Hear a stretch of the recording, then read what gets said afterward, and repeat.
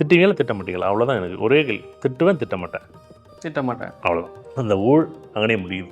அந்த வினை என்ன பண்ணுது? அங்கனே முடிஞ்சு போச்சு. அந்த விதி அங்கனே முடிக்கப்பட்டது. நீங்கள் திட்டுனா புதுசாக இன்னொரு விதியை உருவாக்குறீங்க. நான் கிளாஸுக்கு போனப்போ அதான் சொல்கிறேன். எப்படி நீங்கள் திட்டினீங்கன்னு வச்சுங்களேன், மறுபடியும் நான் என்ன பண்ணுவேன்? பத்திரிக்கை உனக்கு நேரம் இருக்குன்னு என்ன திட்டி விட்டில்ல, உனக்கு நேரம் வரும்போது எப்படின்னா அந்த மூளை என்ன பண்ணும்? சேவ் பண்ணி வச்சுக்கும். இது மூளை வந்து உடனே மறந்துடாது.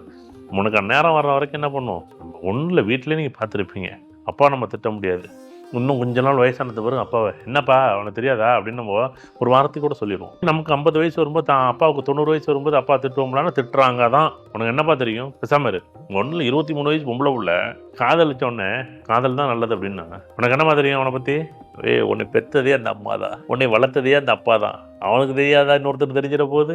ஏன்னா நல்லதாக பண்ணணும்னு ஆசையை தவிர வெற்றவங்களுக்கு காதலை எதிர்க்கணும்னு கொஞ்சம் ஆசையே கிடையாது. ஆனால் நேயர்களுக்கு கவனிச்சிங்கன்னு தெரியல, அவர் மூர்த்தி சார் பேசும்போது கவனிச்சிங்களா எவ்வளோ ஒரு இணக்க குணத்தோட திருப்பி எப்படி ஒரு வினை முடியணும் அப்படின்ற ஒரு நல்ல ஒரு ஸ்ட்ராட்டஜி நம்மளுக்கு கற்றுக் கொடுக்குறாரு. இது தமிழ் சமூகம் மறந்து போன விஷயமானு யோசிச்சு பாருங்க. இன்னா செய்தாரை ஒருத்தால் அவர் நான நன்னயம் செய்து விட, இவர் நன்னயத்துக்கே போவாத, நீ அதை விட்டுருங்கிறாரு. புரியுதா இல்லையா? நீ கடந்து போகிறாரு, அவ்வளோதான். ஓகேவா? இதை விட ஒரு எளிமையான ஒரு விஷயத்தை எப்படி நம்ம சொல்ல முடியும்? யோசிச்சு பாருங்க.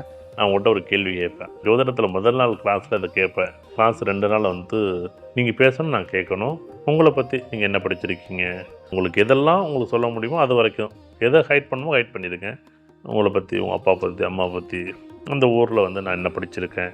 முதல்ல அந்த படிப்பு வந்து வாழ்க்கையில் வந்து மிகப்பெரிய ஒரு புரிதலையும் உணர்தலையும் நமக்கு கொடுக்குதா அப்படின்னா கொடுக்குது.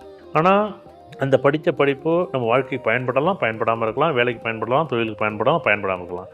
ஆனால் இந்த ஜோதிடத்தோட படிப்பு என்ன அப்படின்னா, வாழ்க்கை முழுக்க எப்படி பிறந்ததுலேருந்து கடைசி காலம் வரைக்கும் நம்ம பயணிக்கக்கூடிய பாதைகளை நமக்கு சொல்லிக்கிட்டே வரக்கூடிய ஒரு குரு.